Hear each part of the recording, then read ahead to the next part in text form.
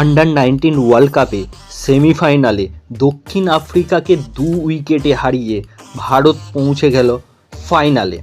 হ্যাঁ বন্ধুরা, under-19 world কাপে একটা রহস্যজনক ম্যাচের মাধ্যমে নাটকীয়ভাবে ভারতের জয় ঘটল, যেখানে প্রথম বলেই ভারতের প্রথম উইকেট পড়ে যায়, 8 রানে পড়ে যায় দ্বিতীয় উইকেট, 25 রানে পড়ে যায় তৃতীয় উইকেট, 32 রানে পড়ে যায় চতুর্থ উইকেট, আর তারপরেই হয় পার্টনারশিপ সচিন দাস এবং উদয় শঙ্করের।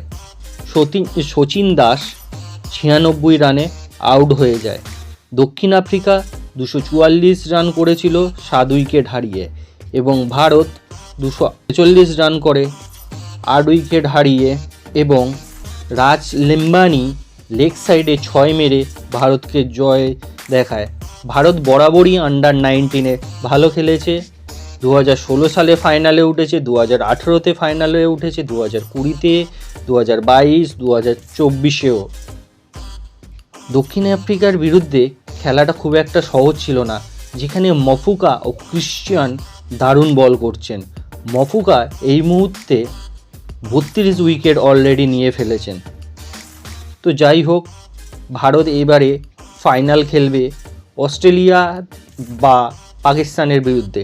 এটা সময়ের সাথেই জানা যাবে।